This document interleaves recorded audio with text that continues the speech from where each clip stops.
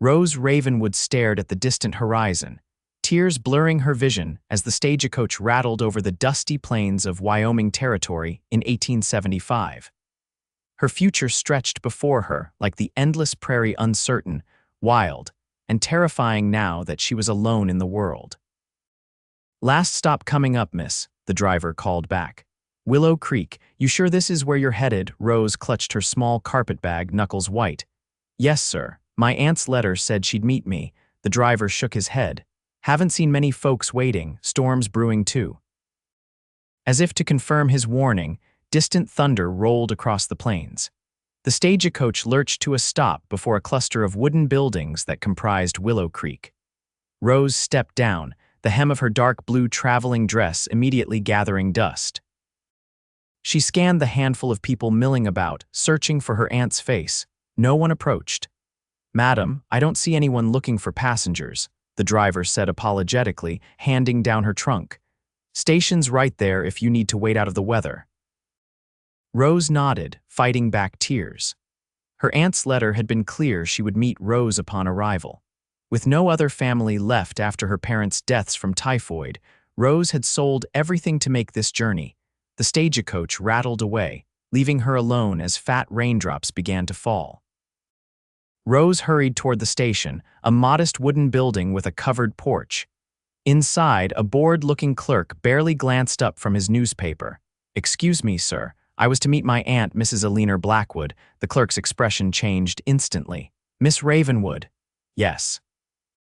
He removed his spectacles, discomfort evident in his eyes. "I'm afraid I have difficult news. Your aunt passed 3 weeks ago. Pneumonia took her quick." Rose felt her knees weaken. "But I just received her letter last month. She was quite ill when she wrote it, I understand." "The doctor said she was hopeful till the end." He slid an envelope across the counter. "She left this for you, case you still came." With trembling fingers, Rose opened the envelope. Inside was a deed to a small homestead 3 miles outside town, and a note explaining that Eleanor had wanted to provide her niece with a fresh start. "Where will I stay tonight?" Rose asked, her voice barely above a whisper. "Hotels across the way," the clerk offered. "But miss, that homestead it ain't in good shape. Been abandoned since your aunt took ill." The rain intensified, pounding against the roof as Rose stepped onto the porch, staring at the muddy street. Despair threatened to overwhelm her. She had exactly $23 to her name, enough for perhaps a week at the hotel before destitution. As Rose contemplated her bleak circumstances, a tall figure on horseback came galloping down the main street, seemingly unbothered by the downpour. The rider pulled up sharply in front of the station, dismounting with fluid grace despite the mud. He bounded up the steps, removing his hat as he noticed her. "Pardon me, madam," he said, revealing a face weathered by sun and wind, yet handsome in a rugged way. His eyes were striking the clear blue of a summer sky. Water dripped from his dark blonde hair and ran in rivulets down his duster. "Grant Gibson," he introduced himself with a slight bow. "You look like you might need some assistance." Rose hesitated, her city upbringing cautioning against trusting strangers, especially in this wild country. But something in his direct gaze suggested decency. "Rose Ravenwood," she replied. "I've just arrived to find my aunt has passed, leaving me her homestead, but I have nowhere to stay tonight." Grant's expression softened with genuine sympathy. "Eleanor Blackwood was your aunt. She was a fine woman. The whole town came to her burial." He glanced at her luggage. "That homestead needs work before it's habitable. The roof's got holes big as dinner plates." Rose felt fresh tears threatening. "I see. The widow Holloway takes in boarders," Grant offered. "Reasonable rates, clean rooms, and she serves the best biscuits this side of the Mississippi. I could take you there if you'd allow it." Before Rose could answer, a crack of lightning struck nearby, making her jump. Grant moved instinctively closer, protective. "Please," Rose said, making a swift decision. "I would appreciate your help, Mr. Gibson." "Just Grant, madam," he replied, hefting her trunk effortlessly.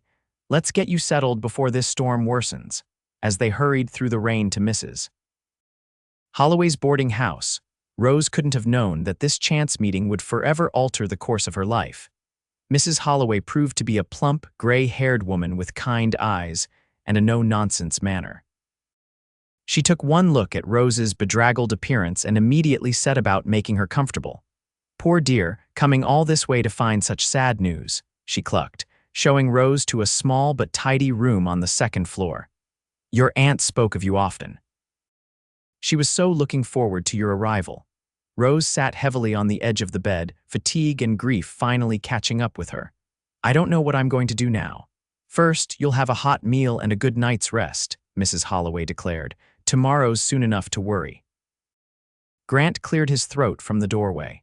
"Miss Ravenwood, I run the largest ranch in these parts. I knew your aunt well. She taught my younger sister before she fell ill. If you need work while you decide your next steps, I could use help with the bookkeeping." "My ranch foreman tries his best, but numbers aren't his strong suit." Rose looked up in surprise. "You'd offer employment to a complete stranger," a smile touched the corners of his mouth. "Any kin of Eleanor Blackwood is trustworthy in my book. Besides, educated women are scarce out here." "I was a teacher back east," Rose admitted. "Even better, think on it overnight." He replaced his hat. "I'll come by tomorrow to see if you'd like to look at your aunt's place." After Grant departed, Mrs. Holloway helped Rose change into dry clothes and brought up a tray with steaming soup, fresh bread, and hot tea. The simple kindness nearly undid Rose completely. That night, in a strange bed in a strange town, Rose wept until her pillow was damp with tears. She cried for her parents, for her aunt, and for the life she had lost. When exhaustion finally claimed her, she dreamed of endless prairies and blue eyes the color of promise. Morning brought clear skies and a renewed sense of determination. After a breakfast of Mrs. Holloway's renowned biscuits, Rose ventured into town to purchase a few necessities. The general store owner, upon learning her identity, insisted on extending credit in honor of Miss Eleanor. When Grant arrived promptly at 10 o'clock, Rose was waiting on the porch, ready to face whatever her inherited property might reveal. "You look rested," Grant observed, helping her into his wagon. "Mrs. Holloway's hospitality works wonders," Rose replied. "I've decided to accept your job offer, at least temporarily. I need to earn money to repair the homestead." Grant's expression brightened. "Glad to hear it. Ranch is 12 miles west of town. Not too far, but you'd need to stay out there during the week. We've got a small cabin for the schoolteacher empty now since Miss Peterson married last spring." The journey to Rose's inheritance took them through rolling grasslands dotted with wildflowers. In different circumstances, Rose might have found the landscape beautiful. Instead, anxiety knotted her stomach as they turned onto a narrow dirt track. The homestead came into view, a small, weathered cabin with a sagging porch, surrounded by overgrown grass and a few gnarled apple trees. A dilapidated barn stood nearby, its door hanging askew. Rose began, unable to hide her dismay. "Needs work," Grant finished diplomatically. "But the bones are solid. Your aunt built this place with her husband before he passed in '65. They inspected the cabin together. As warned, the roof had several holes and evidence of animal intrusion was apparent. The furniture was sparse but usable once cleaned. A cast iron stove dominated one corner, and bookshelves lined an entire wall, though many volumes showed water damage. How much would repairs cost? Rose asked, mentally calculating her dwindling funds. Grant rubbed his jaw thoughtfully. "Materials, maybe $40. Labor's another matter. Skilled men are in high demand." Rose felt hope fading. Even with the bookkeeping position, it would take months to save that much. "I could help," Grant offered unexpectedly. "My ranch hands and I, we owe your aunt that much." "I couldn't possibly accept charity," Rose protested. "Not charity, trade. You'll keep my books and teach my sister Ruth. She's 15 and smart as a whip but needs proper schooling." His eyes held her steadily. "Deal," Rose hesitated only briefly. "Deal, Mr. Gibson, Grant," he corrected with a smile that transformed his weathered face. "We're partners now." The next 3 weeks passed in a whirlwind of activity. Rose moved into the small cabin at the Gibson ranch, finding it comfortably furnished and scrupulously clean. Each morning, she tackled the ranch's neglected ledgers, bringing order to chaos. Afternoons were devoted to teaching Ruth, a bright, enthusiastic girl who absorbed knowledge like a sponge. Evenings often found Rose sharing supper with the Gibson siblings. Grant proved to be more educated than most ranchers, with a shelf of well-read books and intelligent opinions on everything from politics to poetry.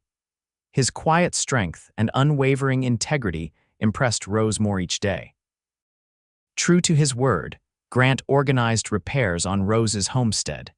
Every Saturday, he drove her to the property where his men worked steadily replacing roof boards, mending the porch, clearing the overgrown yard. "Why are you doing all this?" Rose asked one afternoon as they sat in the shade of an apple tree watching the progress. Grant considered her question carefully. "When I came west 10 years ago, I had nothing but determination and a bad case of gold fever. Found no gold, but learned the value of neighbors helping neighbors. Out here, it's how we survive." Rose studied his profile, strong and steady against the backdrop of endless sky. "I'm grateful nonetheless." His eyes met hers. "I'm the grateful one. Having you at the ranch, it's brought something that was missing." The air between them seemed to still, charged with unspoken possibilities. But before Rose could respond, a shout from one of the workers broke the moment. As summer deepened, Rose settled into her new life. The ranch ledgers no longer resembled a desperate tangle, and Ruth's education progressed remarkably. The homestead gradually transformed from a dilapidated shell into a habitable dwelling, though Rose had grown surprisingly comfortable at the Gibson ranch. It was Ruth who first noticed the change in her brother. "Grant smiles more since you came," she confided to Rose during a lesson. "He whistles when he rides out in the morning." Rose felt her cheeks warm.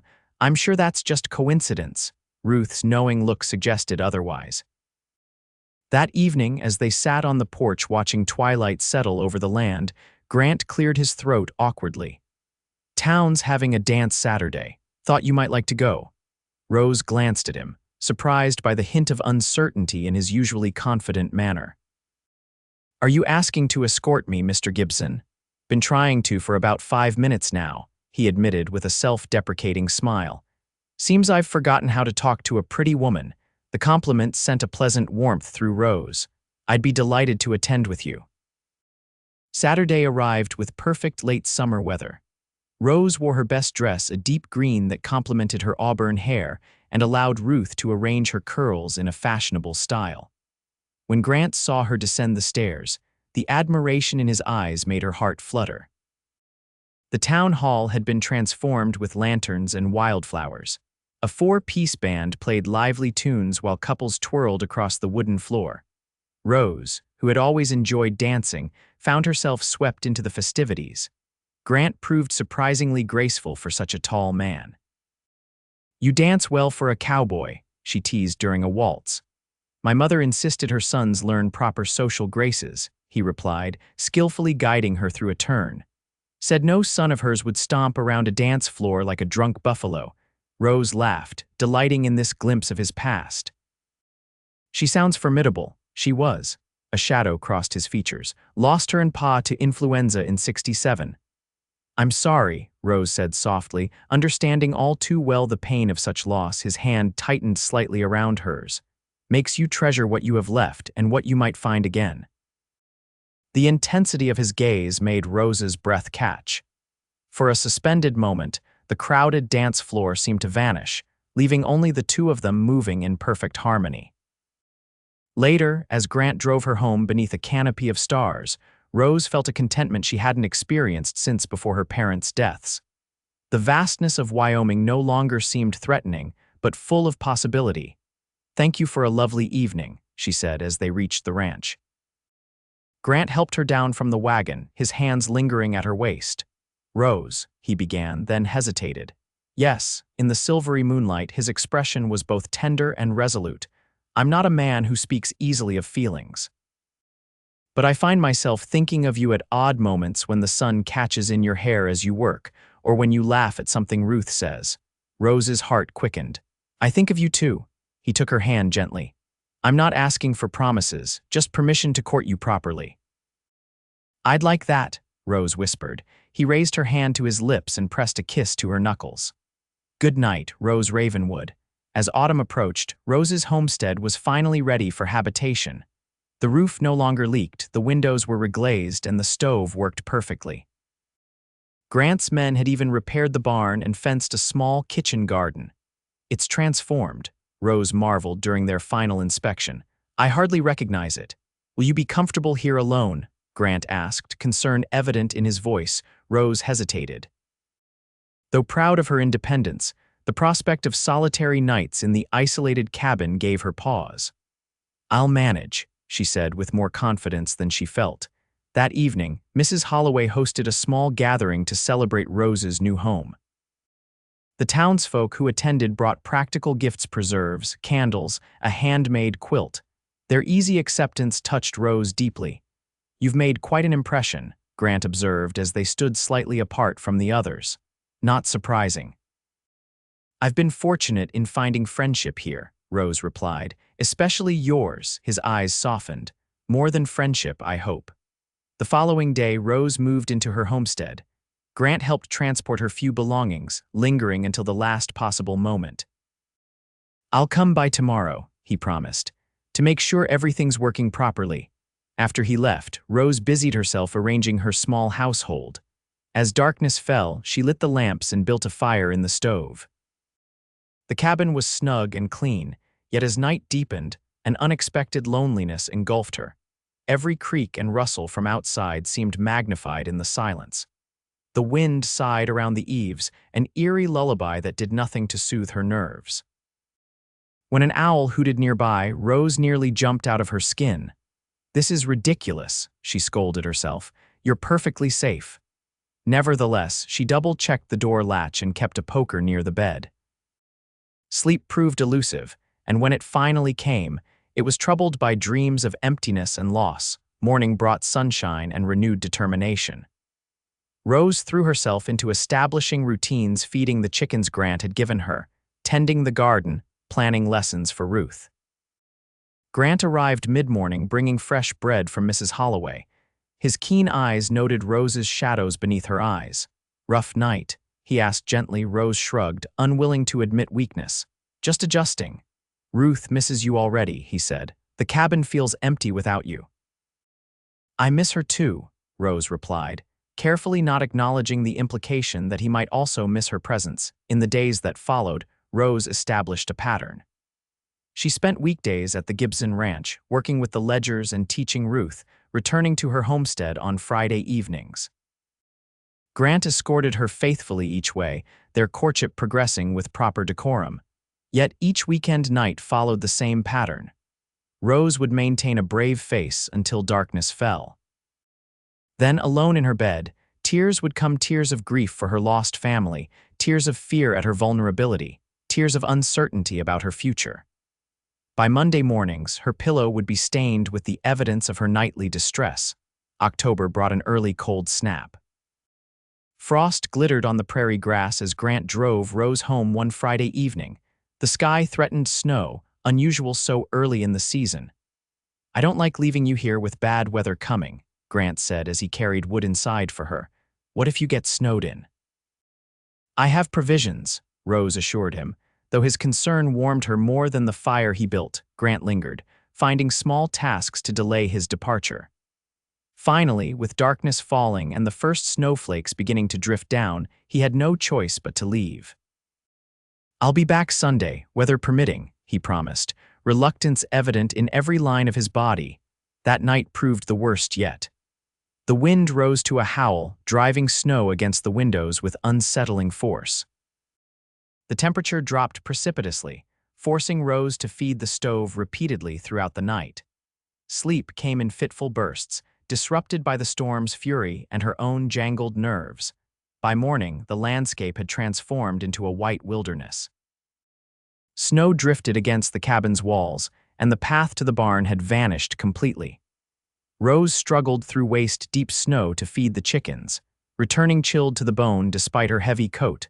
As darkness fell again on Saturday, Rose faced the prospect of another sleepless night.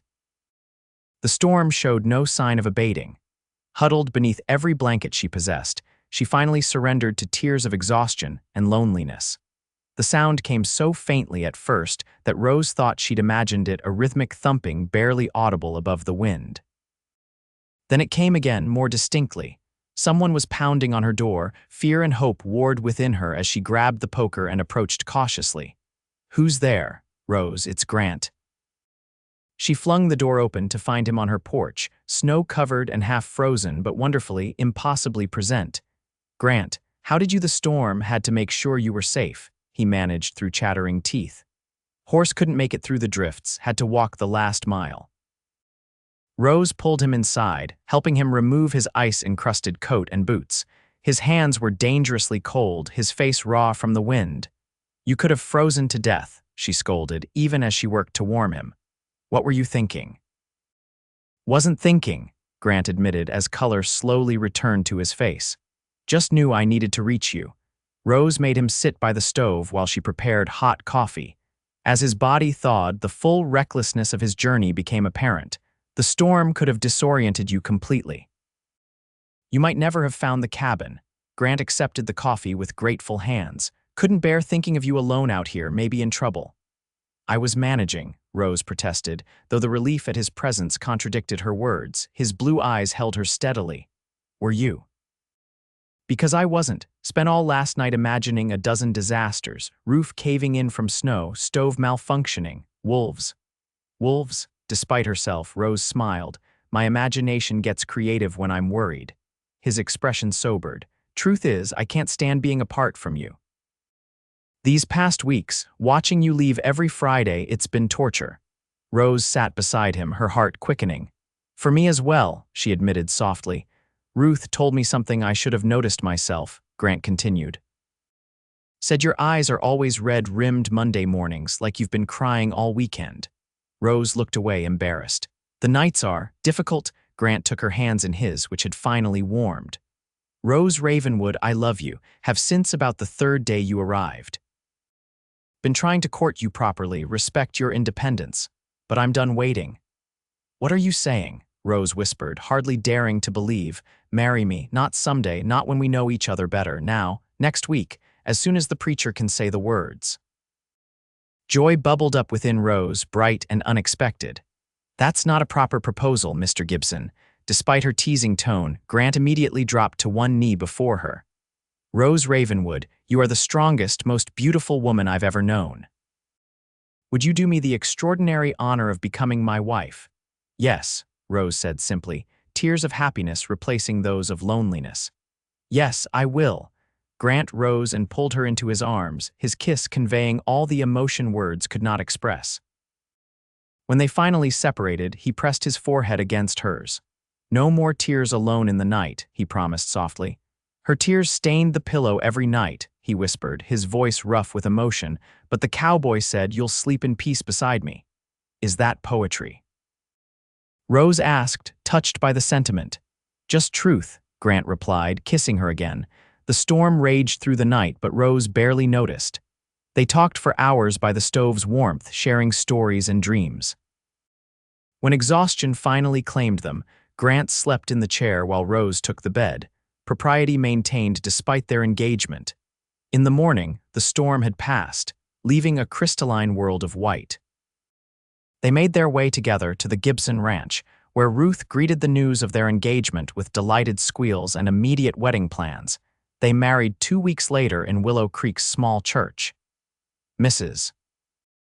Holloway hosted the reception at her boarding house, and the entire town turned out to celebrate.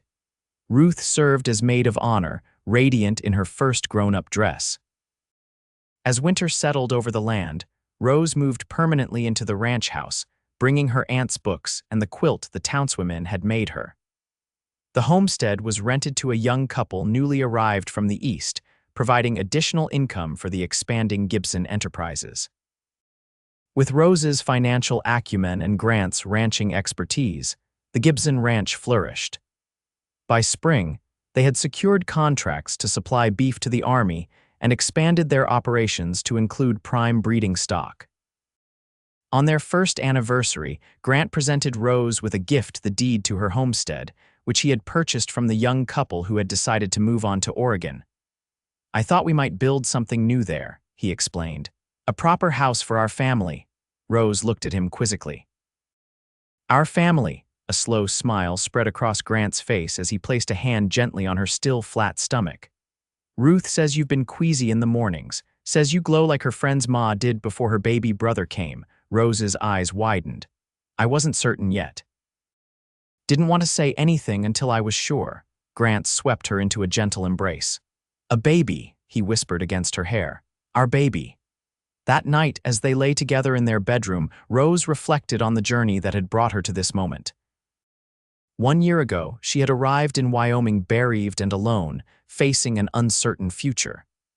Now she lay in the arms of a man who cherished her, carrying their child beneath her heart, surrounded by a community that had become family. What are you thinking? Grant asked, his voice drowsy with contentment. About tears and pillows, Rose replied, and how I haven't cried myself to sleep since the night you proposed. Grant tightened his arm around her. And you never will again if I have anything to say about it. I believe you, Rose murmured, nestling closer to his warmth. My cowboy who promised peace. As sleep claimed them, Rose's last thought was that some journeys, no matter how difficult their beginnings, led exactly where they were meant to places, but to people who made any place home. The Gibson family eventually grew to include 3 children, 2 boys and a girl, all raised with their father's integrity and their mother's determination. The new house built on Rose's original homestead became a gathering place for the community, its doors always open to those in need, just as a leaner Blackwood would have wanted. And through all the years that followed the good harvests and the lean, the joys and sorrows that comprise any life, Rose never again spent a night crying alone. Grant kept his promise, the one made in a snowstorm when love overcame caution. She slept in peace beside him always.